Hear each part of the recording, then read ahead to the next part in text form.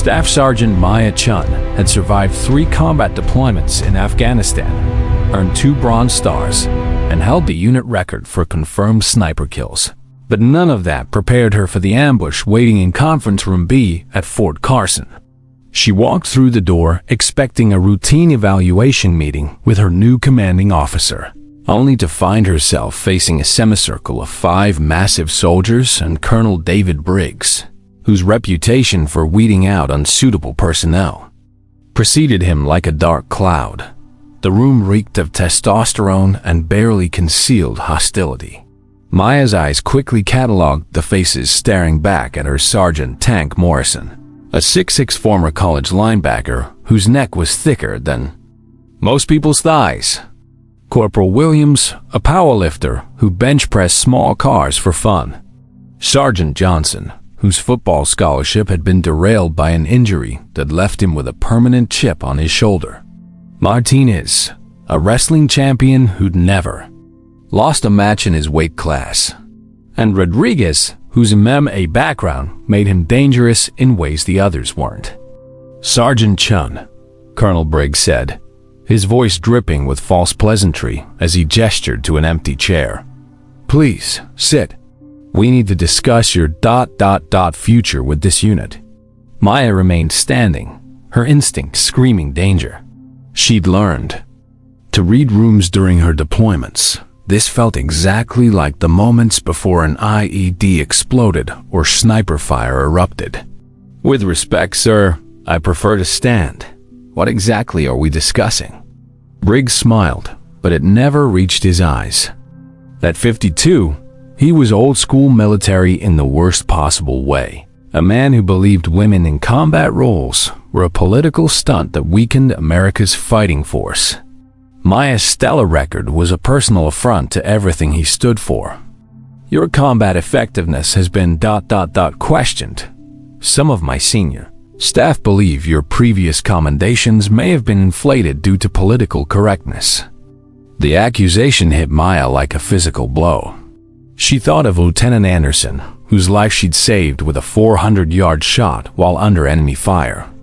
She remembered dragging Corporal Martinez, a different Martinez, to safety while bullets whined overhead. Every medal, every commendation had been earned in blood and terror. Sir, my record speaks for itself. I've served with distinction and records can be misleading. Briggs interrupted, standing and walking around her like a predator circling prey. What matters is current capability. Real-world effectiveness. He gestured to the 5 soldiers, who shifted forward slightly, their presence suddenly more menacing. These men have expressed doubts about your ability to perform under pressure against actual opponents. Maya's grandmother's voice echoed in her memory. Maya-chan, when someone shows you who they are, believe them the first time. This wasn't about evaluation, it was about humiliation. Briggs wanted to break her publicly, to create a spectacle that would discourage other women from pursuing elite positions. What exactly are you proposing, sir? Maya asked, though she already knew. The setup was too elaborate, too calculated to be anything but a predetermined execution. A simple demonstration, Briggs said, his tone growing more confident. Hand to hand. Hand. Combat effectiveness. You against these 5 soldiers in a controlled sparring match. Nothing elaborate, just basic close quarters. Combat to assess your readiness for continued field deployment. Tank Morrison cracked his knuckles audibly, the sound echoing in the small room like gunshots. Don't worry, Sergeant, he said with a patronizing grin. We'll go easy on you. Wouldn't want to hurt anyone. The condescension in his voice made Maya's blood boil, but she kept her expression neutral. Years of dealing with skeptical male soldiers had taught her to channel anger into focus. She studied each man's posture, noting how they carried their weight, where their eyes focused, how they breathed. Tank was all muscle but probably slow. Williams favored his left side. Johnson's old football injury made him protect his right knee. Martinez moved like a wrestler, staying low. Rodriguez had the fluid stance of someone who actually knew how to fight. "There is one condition," Briggs continued, his smile growing wider. "To ensure fairness and prevent any misunderstandings about equipment advantages, you'll need to surrender all gear, sidearm, tactical equipment, and—" He paused dramatically, his eyes settling on the custom rifle slung across her back. "Your sniper rifle." Maya's hand instinctively moved toward her weapon, not the rifle, but the Smith & Wesson M&P she carried on her hip. It was standard issue, but it had saved her life more times than she could count. More importantly, she understood what Briggs was really saying. He wanted her stripped of everything that made her dangerous, reduced to just her body against 5 men who outweighed her by a combined 400 pounds. "Sir, with respect, that hardly seems like a fair assessment of combat effectiveness if those are the terms." "Sergeant," Briggs said, his mask of false politeness finally slipping. "Unless, of course, you'd prefer to request a transfer to a Tinverso's valet. More suitable position. Perhaps something in logistics or administration." The threat was clear. Submit to this humiliation or have her career destroyed through bureaucratic channels. Maya looked at the 5 soldiers, then at Briggs, then at the rifle that had been her constant companion for 3 years.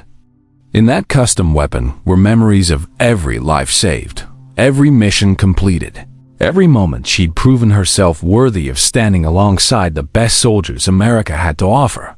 Slowly, deliberately, Maya unslung her rifle and placed it on the conference table. The metal clinked against the wood like a gauntlet being thrown down. She unbuckled her sidearm and tactical gear, each piece representing another layer of protection being stripped away. But as the equipment piled up, something else was building inside her, not fear, but a cold, calculating rage that had kept her alive through 3 tours of combat. "Gentlemen," she said quietly, her voice carrying a new edge that made even Tank Morrison shift uncomfortably. "I hope you're ready for this." Outside, word was already spreading through the base. Soldiers were finding excuses to pass by Conference Room B, sensing that something significant was about to happen. In exactly 3 minutes, Maya-chan would either be humiliated out of the service or prove that everything these men thought they knew about warfare was dangerously wrong. The trap had been set, but Colonel Briggs was about to learn that sometimes the prey is more dangerous than the predator ever imagined. The transformation in Conference Room B was immediate and electric. What had been a sterile meeting space moments before now felt like a gladiatorial arena, with Maya-chan standing in the center as 5 mountains of muscle formed a loose circle around her. The fluorescent lights hummed overhead, casting harsh shadows that made every face look more angular, more predatory. Maya stood perfectly still, her breathing slow and controlled, while her mind raced through calculations that would have impressed a military strategist. At 5 feet 4 inches and 135 pounds, she was giving up an average of 80 pounds to each opponent. Combined, the 5 men outweighed her by nearly 400 pounds, the equivalent of facing 3 additional copies of herself. In any conventional analysis, this wasn't a fight. It was an execution. But Maya had learned long ago that conventional analysis got soldiers killed. She'd survived 3 deployments not because she was the biggest or strongest, but because she could think faster, adapt quicker, and see opportunities where others saw only obstacles. Now, as she studied each opponent with the same intensity she'd once used to track enemy snipers, she began to see not 5 unstoppable forces, but 5 distinct puzzles to solve. Tank Morrison was bouncing on his toes, his massive frame making the floorboards creak with each movement. At 6 feet 6 inches and 280 pounds, he was pure power, the kind of man who solved problems by running through them. Maya watched how he carried his weight, noting that all that muscle made him top-heavy. His shoulders, were so overdeveloped they restricted his range of motion. When he shadowboxed briefly, showing off for his audience, Maya saw he telegraphed every movement a full second before executing it. Tank was a freight train, but freight trains could only travel in straight lines. Corporal Williams presented a different challenge entirely. His powerlifter's physique was built for explosive vertical movement, perfect for bench pressing massive weights, but terrible for lateral agility. Maya observed how he kept his feet planted wide, his center of gravity locked in position like a tree with deep roots. Powerful, yes, but trees could be toppled if you knew where to apply pressure. She noticed he favored his left side, probably compensating for an old injury. That slight imbalance would be his downfall. Sergeant Johnson was the wild card. His football background meant he understood momentum, angles, and timing in ways the others didn't. But Maya could see the ghosts of old injuries in how he moved. A slight favor of his right knee, a subtle hesitation when he pivoted left. More importantly, she recognized the anger simmering behind his eyes. Johnson wasn't just here to prove male superiority. He was here to work out personal demons. Angry fighters made mistakes, and Maya had built her career on capitalizing on other people's mistakes. Martinez crouched lower than the others, his wrestler's instincts automatically seeking the best position for a takedown. His balance was excellent, his stance textbook perfect. But perfection, Maya realized, could be a weakness. Wrestling was about control, about dominating position, but it required getting close enough to grab your opponent. Maya had no intention of being grabbed. She watched how his eyes tracked her movement, noting that he was calculating distances for standard wrestling shots. He was fighting the opponent he expected, not the one standing in front of him. Rodriguez worried her the most. Unlike the others, he moved with the fluid precision of someone who actually understood combat. His MMA background showed in how he kept his hands loose but ready, his weight distributed evenly, his eyes focused not on her body but on her center of mass. He was the only one treating this like a real fight rather than a demonstration of strength. But even Rodriguez had to tell he kept glancing at her feet, probably planning to take out her base. It was smart tactics, but it also meant she knew exactly what he was thinking. Around the room, the atmosphere was building to a crescendo.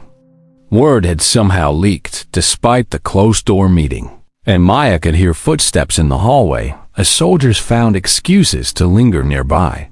Someone had cracked the door slightly, and she caught glimpses of faces peering in.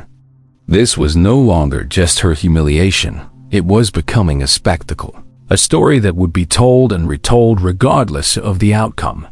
Colonel Briggs positioned himself near the wall where he could see everything, his phone out and recording. Maya realized this was always meant to be filmed, evidence for whatever narrative he planned to spin afterward. If she lost, the video would quietly circulate as proof that women couldn't handle physical confrontation. If she somehow won, though Briggs clearly considered that impossible, he'd probably claim the men went easy on her. "Gentlemen," Briggs announced with theatrical flair, "you have 90 seconds to demonstrate appropriate force levels for close-quarters combat scenarios. Sergeant Chun, you have the same time to prove your combat effectiveness claims weren't exaggerated." Maya noticed he'd increased the time limit from the usual 60 seconds, probably to ensure she'd be thoroughly exhausted before the exercise ended. But as she shifted into a stance her grandmother had taught her 20 years ago, a deceptively relaxed position that could explode into action from any angle, Maya smiled for the first time since entering the room. 90 seconds was generous. She'd need less than that. Tank was already shifting his weight forward, eager to get started. Williams was rolling his shoulders, loosening up his massive frame. Johnson's jaw was clenched with barely contained aggression. Martinez had dropped into a wrestling crouch. Rodriguez remained perfectly balanced, watching and waiting. The room fell silent, except for the hum of fluorescent lights and the sound of 5 large men breathing heavily in anticipation. Maya took one final deep breath, feeling the familiar calm that had kept her alive through countless firefights. In 3 seconds, Colonel Briggs would start his timer, and everything would change. Maya-chan had spent 15 years learning how to be underestimated, and she was about to turn that education into a masterpiece. The colonel raised his hand, and time seemed to slow to a crawl. Colonel Briggs's hand dropped like a guillotine blade, and Conference Room B exploded into controlled chaos. The timer on his phone began its digital countdown. YY. Whiz Y Whiz You Y. Tank Morrison charged first, exactly as Maya had predicted. All 280 pounds of muscle and misplaced confidence came thundering toward her like a linebacker, blitzing an unsuspecting quarterback. His strategy was brutally simple: overwhelm her with raw power and end this embarrassment quickly. But Maya had faced down insurgents firing AK-47s from 30 yards. Away one overconfident soldier didn't even register as a threat. As Tank closed the final 3 feet, Maya disappeared. It wasn't magic or movie choreography. It was pure physics and 20 years of training. She slipped left at the last possible second, her grandmother's Aikido lessons flowing through muscle memory as naturally as breathing. Tank's momentum carried him past her like a runaway freight train, but Maya wasn't done with him yet. As he stumbled forward, off balance and confused, she planted her left foot and drove her right shoulder into his lower back, while simultaneously sweeping his ankle with her trailing leg. The room watched in stunned silence as Tank Morrison, all 280 pounds of him, went airborne. He hit the conference table with a crash that shook the entire room, sending papers flying and leaving him gasping like a beached whale. The timer read 77 to 48. 12 seconds down, 4 opponents to go. The Tank's dramatic crash had served as the starting gun for the others. Williams and Johnson attacked simultaneously from opposite sides, clearly planning to catch Maya in a pincer movement where her speed wouldn't matter. It was smart tactics, but they made a critical error. They were thinking like football players instead of fighters. Maya dropped into a crouch so low she nearly touched the floor, becoming a target too small to hit effectively. Williams threw a massive haymaker that would have decapitated her if it connected, but Maya was already moving, flowing under his swing like water through a dam. She came up inside his guard, her right palm striking his solar plexus with surgical precision. The blow didn't look devastating, no dramatic impact, no Hollywood sound effects, but Williams's eyes went wide as his diaphragm spasmed and his breathing shut down completely. Johnson, approaching from her blind side, thought he had an easy target. Maya sensed him coming through peripheral vision and the vibration of his footsteps on the wooden floor. Without even looking, she executed a perfect backward sweep with her left leg, taking out his compromised right knee with the precision of a surgeon's scalpel. Johnson's agonized yell filled the room as he collapsed, clutching his re-injured knee. The timer showed 69 to 21. 21 seconds elapsed. 3 down. The watching soldiers pressed closer to the cracked door, their whispered commentary creating a low buzz of disbelief. Someone muttered, "This isn't real," while another voice responded, "Shut up and keep watching." Martinez finally moved, his wrestler's instincts telling him to close distance while Maya was distracted with Johnson's writhing form. He shot forward in a perfect double-leg takedown attempt, the kind of move that had dominated opponents throughout his collegiate career. His technique was flawless, his execution textbook perfect. Maya had been waiting for exactly this moment. As Martinez committed to his takedown, Maya stepped forward instead of backward, meeting his charge with her own momentum. She grabbed his extended arm with both hands, pivoted on her left foot, and used his own forward drive to send him flying in a throw that would have made her judo instructors weep with pride. Martinez hit the far wall hard enough to rattle the motivational posters, sliding down to sit in a dazed heap. The timer read 61 to 14, 29 seconds, down. That left Rodriguez. The MMA fighter had been circling during the chaos, looking for an opening, while his teammates eliminated themselves through overconfidence and poor tactics. Unlike the others, he understood what he was witnessing, a masterclass in combat efficiency. His approach was cautious, professional, and infinitely more dangerous than anything the others had attempted. Rodriguez feinted high, then shot low for Maya's ankles, trying to take out her base with a technique borrowed from both wrestling and Brazilian jiu-jitsu. It was the right strategy against someone relying on mobility and balance. But Maya had fought in places where one wrong step meant death. Her balance wasn't just good, it was supernatural. She lifted her targeted leg at the exact moment Rodriguez committed to the ankle pick, causing him to grab nothing but air. His momentum carried him forward and down, leaving him vulnerable in exactly the position Maya needed. She brought her raised knee up to meet his descending face in a collision that sounded like a baseball bat hitting a watermelon. Rodriguez dropped like a stone, unconscious before he hit the floor. The timer showed 48 to 83. 41 seconds elapsed. But something impossible was happening. Maya wasn't slowing down. If anything, she seemed to be accelerating, moving with increasing fluidity and precision as the fight progressed. While her opponents nursed injuries and shattered egos, she stood in the center of the room looking barely winded, her breathing still controlled and steady. Tank Morrison was struggling to get up from the collapsed conference table, his pride wounded more than his body. Maya caught his eye and shook her head slightly, a gentle warning that said more than any words could. Tank, perhaps finally understanding what he was dealing with, slowly sat back down. Williams was still gasping for air, his powerful chest heaving as his diaphragm slowly remembered how to function. Johnson rolled on the floor, alternately cursing and moaning about his knee. Martinez sat against the wall, staring at Maya with something approaching religious awe. Rodriguez remained motionless, though the steady rise and fall of his chest indicated he would live to regret this day. The room was utterly silent, except for the sound of heavy breathing and Colonel Briggs's timer, still counting down, 47 to 32.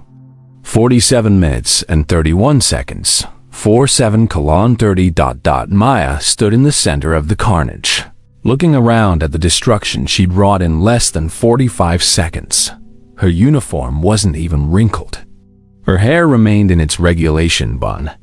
She looked like she'd just finished a light warm-up rather than defeating 5 opponents who collectively had dominated every physical competition they'd ever entered. Outside in the hallway, someone whispered, "Did that really just happen?" The timer read 46 to 17 when Maya looked directly at Colonel Briggs and said, "Sir, would you like me to continue the demonstration, or should we call it complete?" Briggs stared at his phone, then at the room full of groaning soldiers, then back at the small woman who had just rewritten everything he thought he knew about combat. His mouth opened and closed several times, but no words came out. The timer continued its relentless countdown, 45 to 89, 45 to 88, 45 to 87. Maya had proven her point in 83 seconds. The remaining time belonged to history. The silence in Conference Room B stretched for exactly 17 seconds, Maya counted, her internal clock still running on combat time, before Colonel Briggs's phone slipped from his nerveless fingers and clattered to the floor. The timer continued its digital countdown, but the fight was over in every way that mattered.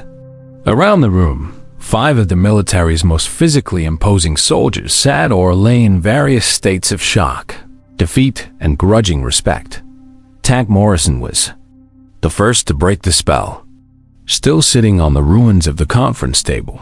He started to laugh, not the cruel mockery that had filled the room before, but genuine, amazed laughter. "Holy hell," he wheezed, shaking his head in disbelief. "I got taken down by someone who weighs less than my gym bag."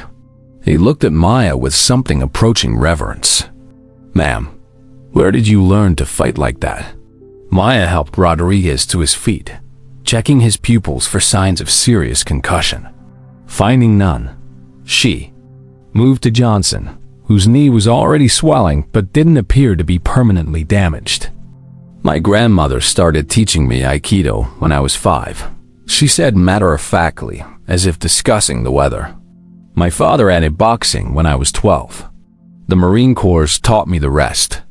She glanced at Colonel Briggs, who was still frozen in place like a statue. "But mostly, I learned from people who wanted to kill me. They were more motivated teachers than you gentlemen." Williams had finally caught his breath enough to speak. "That thing you did to my chest, I couldn't breathe for 30 seconds. I thought I was having a heart attack. Pressure point strike to the phrenic nerve," Maya explained, helping him stand. "Temporarily disrupts the signals to your diaphragm. Perfectly safe, but effective. I learned it from a combat medic in Kandahar who'd studied with Chinese special forces." Outside, the hallway had filled with curious soldiers, drawn by the sounds of the brief but decisive conflict. Someone had cracked the door wider, and Maya could see faces pressed against the gap, like kids watching through a keyhole. Word was spreading through the base with the speed that only military gossip could achieve. Martinez pulled himself fully upright, rotating his shoulder gingerly. "Ma'am, I've been wrestling since I was 8 years old. I've never been thrown like that." "What was that technique?" "Hip toss variation from judo, modified for combat application," Maya replied. "The key is using your opponent's momentum against them. In wrestling, you're trying to control your opponent. In combat, you're trying to end the threat as quickly as possible. Different goals require different methods." Colonel Briggs finally found his voice, though it came out as a croak. This isn't possible. You're 135 pounds. They outweigh you by 400 pounds combined." "Yes, sir," Maya interrupted, her tone respectful but firm. "But mass is only an advantage if you can apply it effectively. Speed, technique, and timing will defeat size every time if properly applied. My grandmother used to say that a river doesn't move mountains by being bigger than them." The door opened fully, and Captain Sarah Mitchell, the base's public affairs officer, stepped inside with her phone already recording. Behind her crowded a dozen soldiers, their faces reflecting everything from amazement to disbelief. "Sergeant Chun," Mitchell said, her voice carefully professional, "I think you should know that someone live-streamed this entire encounter. It's already been viewed 50,000 times." Maya's heart sank. She'd hoped to keep this contained, to handle it through proper military channels. Now it was out in the wild, subject to interpretation and manipulation by anyone with an agenda. "Captain, I can explain." "No explanation needed," Mitchell said with a grin. "My phone has been ringing for the past 5 minutes. The Pentagon wants to talk to you. The Secretary of Defense's office wants to talk to you. CNN wants to talk to you. And about 30 different military training facilities want to hire you immediately." Colonel Briggs stepped forward, his face flushed with anger and embarrassment. This was a private evaluation session.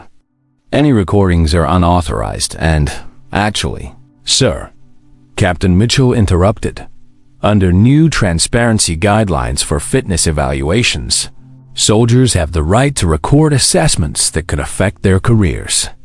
Sergeant Chun's combat demonstration was completely within regulations. She paused, consulting her phone. "However, your conduct in orchestrating this encounter is under investigation by the Inspector General's office. Apparently, this video has raised some questions about your evaluation methods. The room fell silent again as the implications sank in. Maya realized that while she'd been fighting for her career, she'd actually been fighting for something much larger. The video would be analyzed by military strategists, shown in training academies, and studied by anyone interested in the intersection of technique and brute force. Rodriguez, now fully conscious and remarkably gracious in defeat, extended his hand to Maya. "Ma'am, I've been fighting professionally for 8 years. I've never seen anything like what you just did. Would you be willing to teach some of those techniques?" The question sparked something Maya hadn't expected: enthusiasm from her former opponents.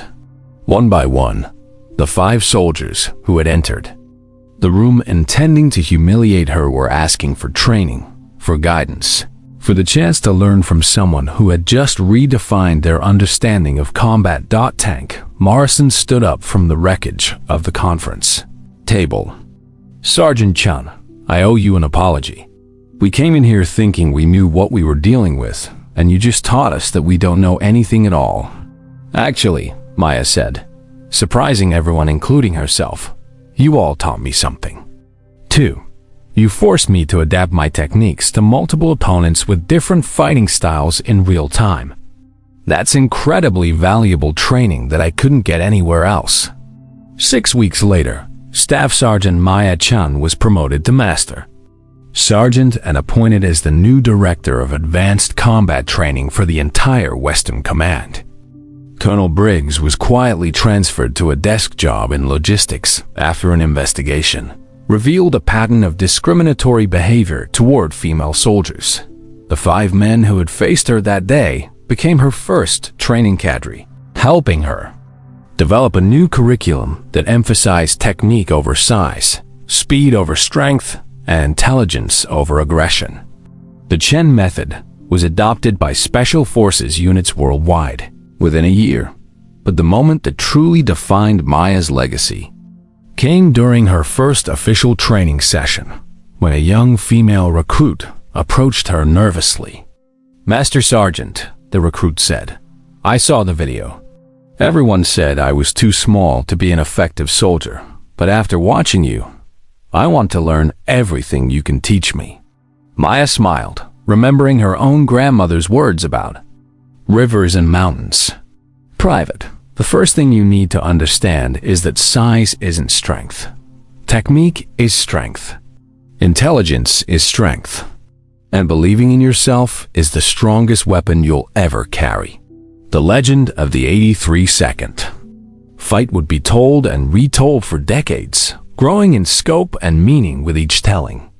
But for Maya, the real victory wasn't in defeating 5 opponents. It was in proving that the future of warfare belonged not to the biggest or strongest, but to those smart enough to turn every disadvantage into an opportunity. In a world where physical limitations had always defined possibilities, Maya Chun had rewritten the rules in less than a minute and a half. And she was just getting started.